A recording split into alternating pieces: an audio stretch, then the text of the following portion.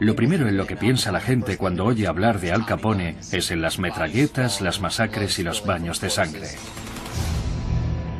La revista Time le dedicó una portada y lo nombró Hombre del Año. Fue una personalidad tan importante en su campo como Babe Ruth en el béisbol. Seguro que hay chavales que no sabrían nombrar a los 3 últimos presidentes de Estados Unidos, pero sí saben quién fue Al Capone.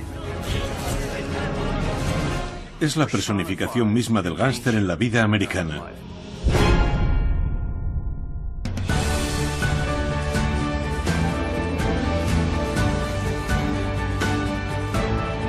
Al Capone, icono.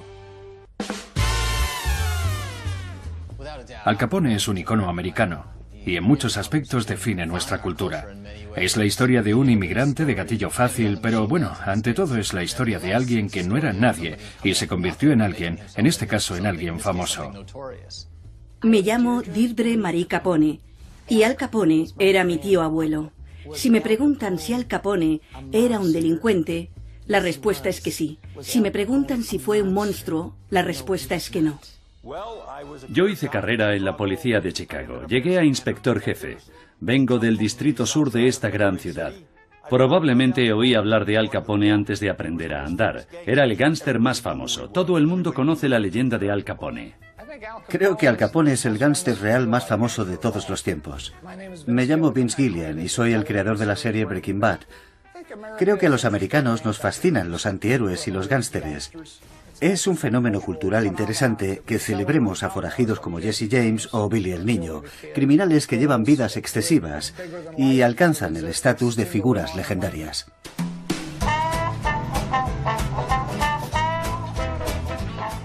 A comienzos de 1929, Louis Armstrong ha grabado Western Blues en disco de pizarra. La NBC ha implantado una red radiofónica de costa a costa. Notre Dame ha perdido por fin su primer partido en 25 años. Y Al Capone es el rey absoluto del crimen organizado, no solo en la ciudad de Chicago, sino en todo Estados Unidos. Pero aún así, Al Capone no está satisfecho. Chicago, 14 de febrero de 1929, día de San Valentín. El dinero siempre ha sido la teta de la que ha mamado la política. Me llamo Michael Green y soy profesor adjunto de Historia en la Universidad de Nevada, en Las Vegas. En Clark Street, en Chicago, hay un almacén. Y un día, varios de los miembros de la banda de Bugs Moran del Distrito Norte se encontraban en ese almacén. Les habían hablado de un cargamento ilegal de alcohol y fueron a visitarlos unos tipos disfrazados de policías. Bugs Moran estaba llegando al almacén cuando vio el coche de policía y pasó de largo. Los gánsteres pensaron que la poli venía a tocarles las narices y a sacarles dinero. Les dijeron, se os va a caer el pelo, amigos. La policía hacía estas redadas para demostrar que no tenía reparos en arrestar a nadie, aunque luego soltaban a todo el mundo y daban mucha prensa a esas detenciones. Me llamo Frank Calabrese Jr. y me crié en el entorno de la mafia de Chicago, que se conoce como el sindicato. Mi padre era uno de los capos del sindicato que fue creado por Al Capone. Esos tipos pensaban que no iba a pasar nada, pero los pusieron de cara a la pared. De pronto los policías abrieron fuego. Acribillaron a 7 hombres a balazos. Y se marcharon en sus coches. ¿Quién está detrás de la matanza? ¿Quién ha sido? Como siempre pasa con la mafia, es difícil de saber. Hay quien cree que los policías eran policías de verdad y no gánsteres disfrazados. Y luego está la teoría de que el cerebro de la operación era Capone. Capone se encontraba en Florida durante la matanza de San Valentín, pero Bugs Moran dijo que la única persona que mataba así era Al Capone. Siempre habrá muchas teorías, porque un tipo como Al Capone generaba muchas especulaciones.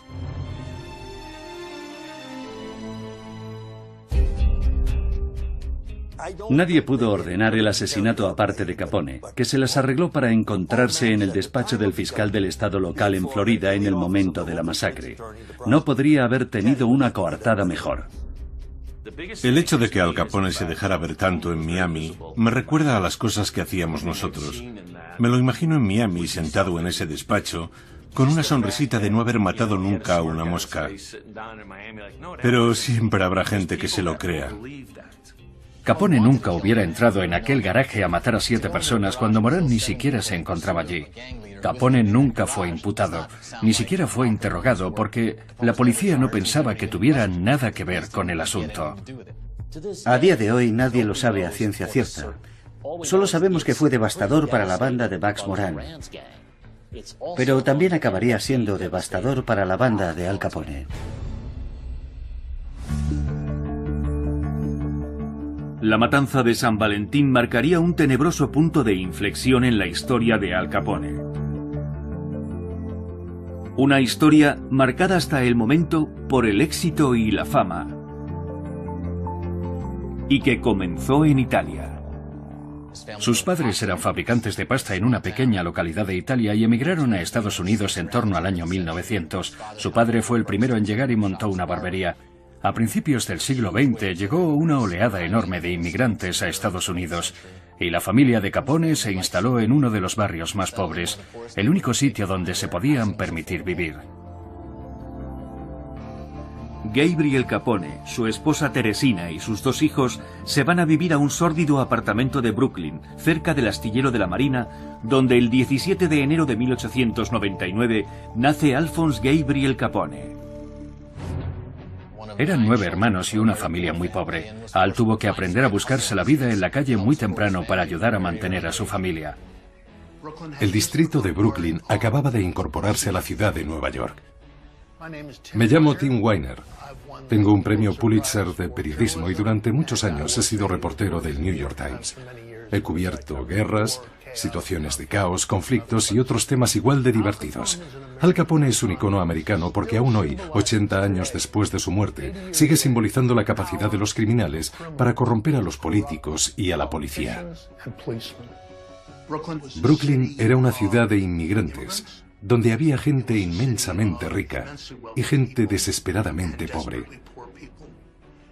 Era una ciudad donde uno se podía ganar la vida prácticamente de cualquier forma. Y había toda una serie de organizaciones criminales que principalmente se dedicaban a la prostitución y las apuestas ilegales. Al criarse en una familia de inmigrantes, en muchos casos esos chavales acababan dedicándose al crimen porque aprendían a buscarse la vida en la calle. Hizo sus pinitos en una serie de pandillas de delincuentes de medio pelo. Al Capone se echó a perder ya con 14 años, o quizá antes. Lo expulsaron del instituto por darle un puñetazo en la cara a un profesor. Formó parte de un montón de bandas callejeras. Le fue tan bien que entró en el Five Points Gang, la banda más grande y poderosa de Nueva York. Siendo adolescente, Capone entró a trabajar de friegaplatos en el Harvard Inn en Coney Island, un lugar que llevaba Frankie Yale, que se encargaba del negocio del hielo. Si querías vender hielo en Brooklyn tenías que entenderte con Frankie y pagarle un porcentaje o acababas con un picayelo en la espalda o en una pierna. Era un sujeto muy poderoso. Se sentaba en una esquina del Harvard Inn, al lado de la ventana, y la gente venía a hablar con él. Si querías que liquidaran a alguien, ibas a hablar con Frankie, le pagabas y solucionado. Así, Capone conoció a personajes muy peligrosos e influyentes. Y eso que no era más que un friegaplatos, luego lo ascendieron a camarero, lo que indicaba que se estaba familiarizando con el ambiente y la gente le estaba cogiendo simpatía. En el Harvard Inn recibió las cicatrices que le valieron el apodo de Scarface, cara cortada. Una noche Capone estaba trabajando de camarero en una fiesta. Me llamo Scott F. Stoddard y soy profesor de estudios cinematográficos y decano de artes liberales en el Fashion Institute of Technology. Se rumorea que en un momento dado vio a una mujer guapa en la otra punta de la sala. Se le acopló y le susurró algo bastante ofensivo al oído. La chica lo mandó a paseo, pero Capone no aceptaba un no e insistió hasta que la chica le dijo a su hermano: «Este tío no me deja en paz». El hermano de la mujer, Frank Galluccio, también es un mafioso. En el Harvard Inn más te valía saber defenderte. Cuando Capone le devolvió el golpe, el tipo sacó una navaja. Intentó rajarle la garganta y no lo consiguió porque estaba borracho, pero le dio un buen tajo en la mejilla. Le quedaron 2 cicatrices pequeñas y una muy pronunciada en zigzag, que le recorría toda la mejilla, desde la oreja hasta la boca. Curiosamente terminaría siendo una ventaja a largo plazo porque le valió un apodo genial, Scarface, cara cortada. Pero al mismo tiempo Capone no quería que se viera exactamente dónde tenía la cicatriz y siempre se ponía de perfil. Capone aseguraría más adelante que recibió las heridas combatiendo en Francia durante la Primera Guerra Mundial. Sin embargo, nunca sirvió en el ejército. Y lo cierto es que las cicatrices que ostentaba en la mejilla derecha se volverían tan emblemáticas y simbólicas como él mismo. Recuerdo una vez que estaba sentada en su regazo y levanté la mano para acariciarle la cicatriz y le pregunté, ¿te hace pupa esta herida?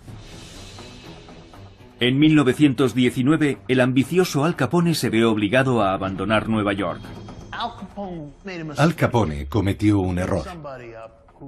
Le dio una paliza a una figura importante en el AMPA de Nueva York y se convirtió en un proscrito. Hasta tal punto que Frankie Yale lo mandó a Chicago bajo la protección de Johnny Torrio, que era el cabecilla de una de las bandas más importantes de Chicago. Capone no podría haber escogido mejor momento para instalarse en la Ciudad del Viento, ya que su meteórico ascenso coincide con la ley seca y la repentina creación de un lucrativo mercado negro.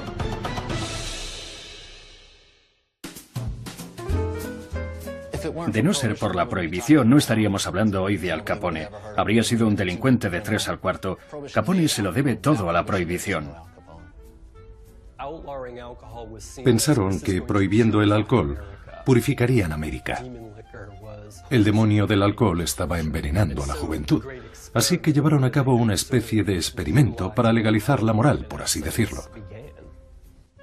En teoría, era ilegal vender alcohol, pero aún así la opinión pública no lo veía como nada del otro mundo.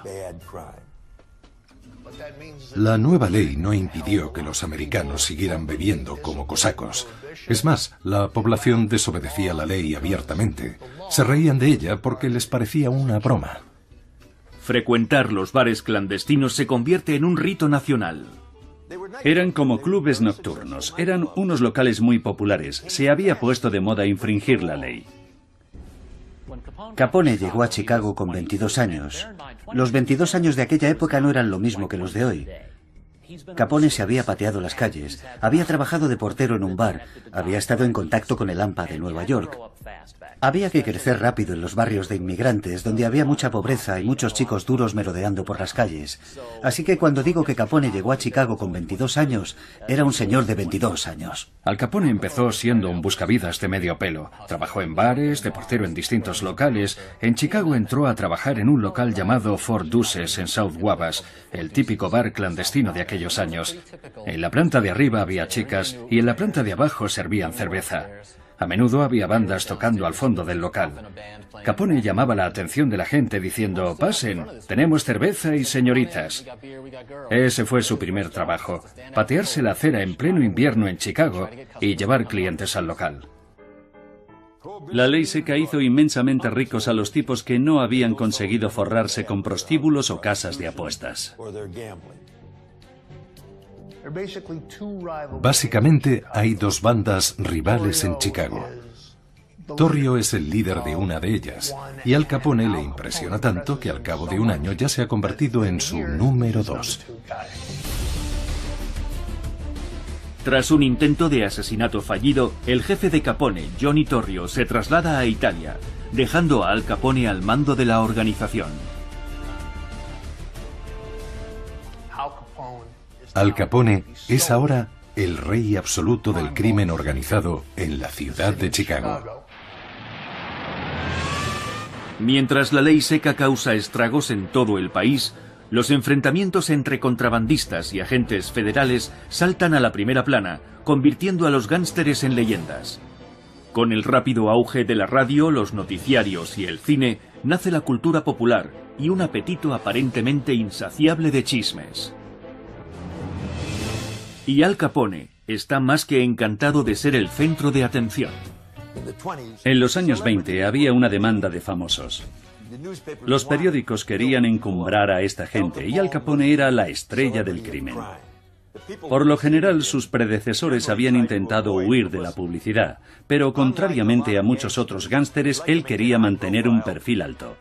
¿Cómo pudo hacerse famoso alguien como Al Capone? Babe Ruth era famoso porque salía en los noticiarios y jugaba en la Serie Mundial todos los años. Charles Lindbergh y Amelia Earhart se hicieron famosos por sus proezas aéreas, pero Capone se hizo famoso porque Chicago era la capital del asesinato y él era el gángster más famoso del mundo y además concedía entrevistas.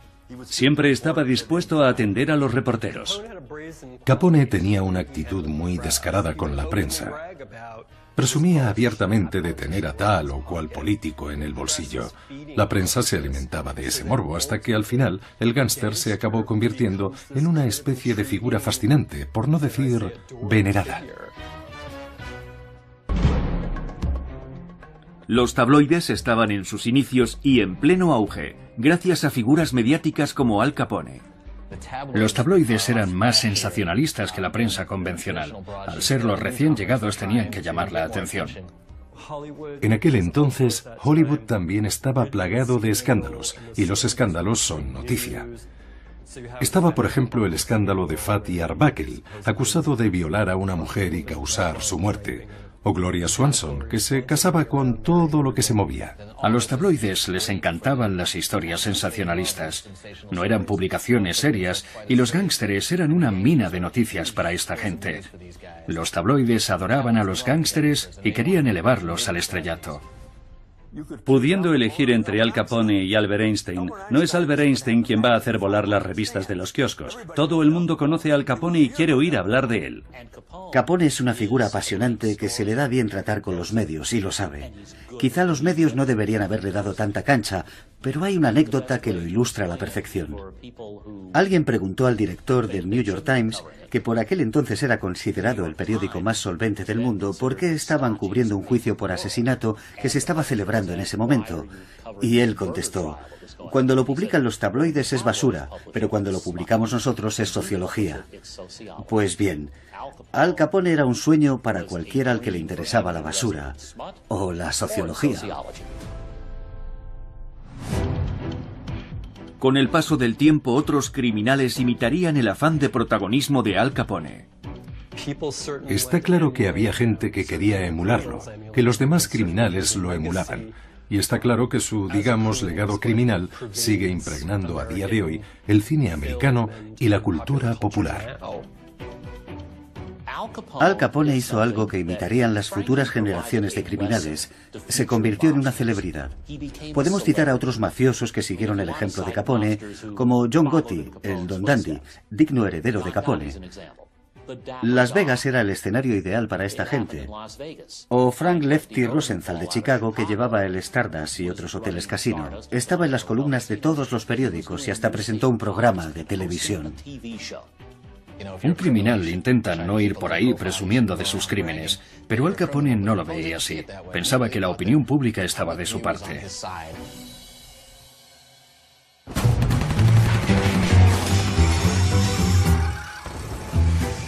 La popularidad de los capos del crimen organizado como Al Capone fue lo que condujo al desarrollo y la aplicación de los códigos de producción cinematográficos. Las películas de gángsteres se convirtieron en un género aparte en Hollywood a principios de los años 30, con producciones como El enemigo público, Hampa Dorada o Scarface en 1932. Las películas de gángsteres cristalizan de algún modo esa idea del delincuente como una especie de héroe mítico idealizado, como un antihéroe. Su estética se inspira en Al Capone, con sus trajes cruzados, sombreros de fieltro de ala ancha, zapatos relucientes, vistosas joyas.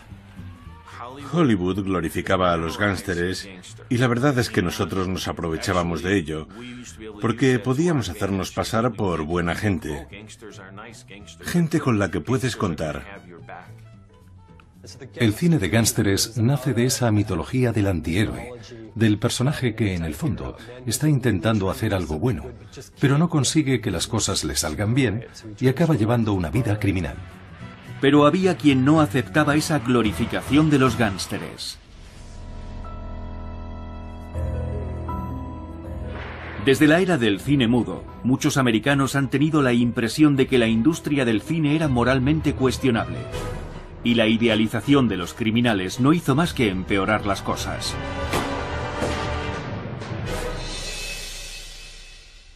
Al Capone era el gángster por antonomasia. En las primeras películas sonoras de 1930, 1931, 1932, el héroe a menudo es el gángster. A partir de 1933, la administración Roosevelt emprende una guerra contra el crimen organizado e impone una cosa llamada Código Hays en Hollywood, que estipula que el gángster no puede ganar, que el gángster tiene que perder. El gángster ya no podía ser el héroe, ni siquiera el antihéroe. El héroe debía ser el bueno, el representante del gobierno. El gángster no puede salir ganando bajo ningún concepto, tiene que morir. El Código Hays seguiría vigente hasta finales de los años 60. Tras su derogación, las películas volverían a elevar a los gángsteres al estatus de antihéroes legendarios. A todos nos atraen las historias de gángsteres de una manera muy visceral, ya sea en ficción o en la vida real. Aunque se supone que está mal, nos identificamos con los gángsteres y por eso aún hoy las películas de gángsteres siguen siendo un género tan popular. Sin embargo, Capone no es una estrella del cine. En la vida real, mientras gana millones de dólares a base de construir un emporio criminal, también le preocupa crearse una imagen de Robin Hood de la era moderna. Era todo un maestro en el arte de crearse una reputación. Hacía donaciones a organizaciones benéficas y ayudaba a los más necesitados. Me llamo Charles B. Strausser y soy profesor de historia en la Universidad de Nueva York y psicoanalista en ejercicio. No me creo que hubiera mucha bondad en el corazón de Al Capone.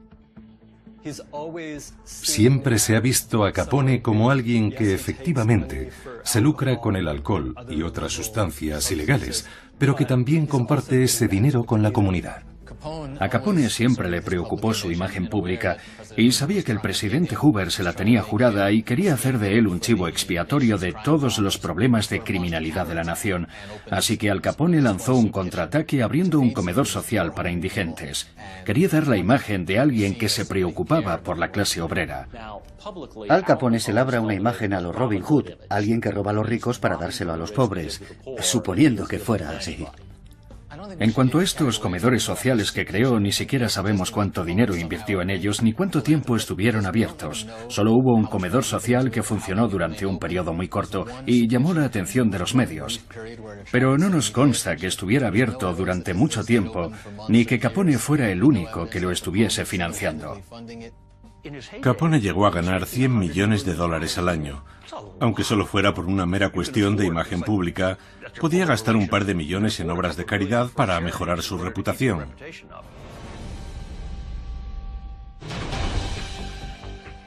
En privado, Capone era un manipulador. No se llega donde llegó él sin tener ciertas habilidades, cierto olfato, así que creo que Capone sabía manejarse en distintos niveles, en función del contexto y la persona con la que estaba tratando. A mediados de los años 20, Al Capone está en la cima del mundo. Controla los bajos fondos de Chicago y se está convirtiendo rápidamente en una leyenda en vida. Se convirtió en una figura emblemática.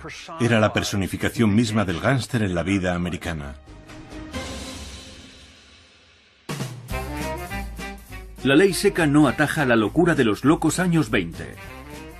Los años 20 fueron una nueva era en Estados Unidos. Se celebraba el fin de la guerra, la economía crecía, las mujeres tenían más libertad, se fumaba y se bebía. Había clubes donde uno podía ir a escuchar música negra y por primera vez los blancos y los negros alternaban juntos. El país estaba cobrando vida. Se estaba grabando jazz por primera vez. Ahora se podían comprar discos de jazz. La era de la prohibición fue una época de efervescencia artística. Creo que ese es uno de los legados más importantes de la prohibición. Me llamo Cassandra Wilson y soy música. La primera vez que oí el nombre de Al Capone fue en boca de mi padre. Mi padre nació en la ciudad de Chicago Heights en 1918. Alcanzó la mayoría de edad en plena prohibición. El objetivo de la prohibición era atajar aquel entusiasmo, convertirnos en una nación más sobria, pero tuvo el efecto contrario. Todo el mundo quería saltarse las leyes, seguir bebiendo, y ahora que se había ilegalizado el alcohol, era más sexy que nunca. Hordas de ciudadanos sedientos procedentes de todo el Medio Oeste acuden a las tabernas clandestinas de Al Capone en Chicago en busca del alcohol, las mujeres y la música. Creo que, de no ser por Al Capone, el jazz no habría conocido el auge que tuvo en Chicago. Fue un punto de inflexión en la evolución del jazz, porque Louis Armstrong y otros músicos podían ir a Chicago y actuar en los bares clandestinos, y Al Capone fue para ellos una especie de protector, un mecenas, porque sin un entorno favorable, la música no puede crecer, se desvanece. En sus clubes, Al Capone brindó a estos músicos afroamericanos una serie de oportunidades que no tenían en otros locales. Las tabernas clandestinas eran un caldo de cultivo, un entorno en el que el jazz pudo florecer. No se tocaba jazz en otros círculos sociales más distinguidos. Si querías ir a un concierto de jazz, tenías que meterte en una taberna clandestina. Los bares clandestinos de Chicago ayudaron a lanzar las carreras de cantantes tan legendarias como Helen Ward, Anita O'Day y Billie Holiday. Había tantos clubes nuevos y dinero en circulación que alguien como Capone podía contratar a los mejores músicos. No le interesaban los códigos antiguos ni la segregación racial. Muchos de estos locales clandestinos fueron un entorno favorable para la música. Capone no solo es un mecenas del jazz, también es su guardián. Una noche, Louis Armstrong estaba tocando en un bar clandestino. Se ausentó del escenario y alguien aprovechó para robarle la trompeta. No sé si se dan cuenta, pero es lo peor que le puede pasar a un músico. Es un bien preciado, un instrumento valioso. Se corrió la voz. Al Capone se enteró y al día siguiente le habían devuelto su instrumento.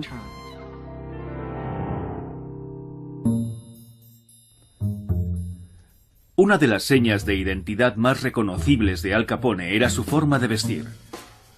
70 años después de su muerte, la gente sigue hablando de Al Capone como el gángster más elegante de todos los tiempos.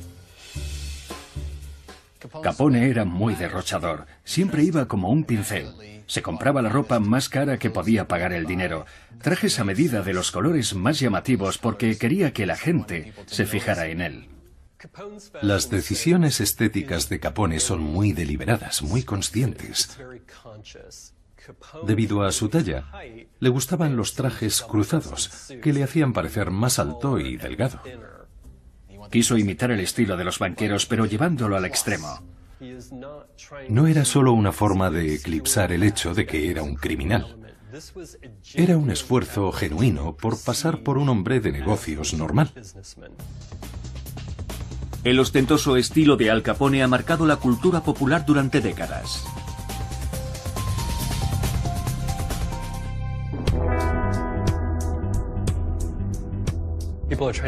La gente siempre se pregunta por el origen de esos sombreros de ala ancha tan estilosos que Capone empezó a llevar en público.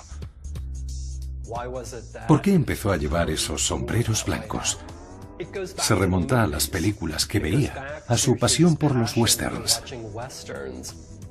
En Chicago, te podían arrestar solo por llevar un sombrero blanco porque todos los gángsteres imitaban a Capone. En los años 20 y 30 había coches de policía patrullando las calles y si veían a dos individuos con sombrero blanco los paraban. El sombrero de fieltro es un símbolo poderoso. Es un símbolo de hombría, de éxito, de elegancia. Es el símbolo de un hombre que sabe pasarlo bien. Cuando te pones un sombrero de fieltro, sabes que vas a pasar un buen rato. Una mujer sabe que se va a divertir con un hombre que lleva un sombrero de fieltro. Mientras los locos años 20 tocan a su fin, el imparable ascenso a la cima de Al Capone es un hecho consumado. Es el jefe absoluto del crimen organizado en Chicago, por no decir en todo Estados Unidos. Al Capone controlaba una red de contrabando de alcohol, tabernas clandestinas, burdeles y casas de apuestas. apuestas hípicas incluidas. Y eso que en Chicago no había hipódromo. Para entonces, sus ingresos se cifraban en torno a los $100 millones.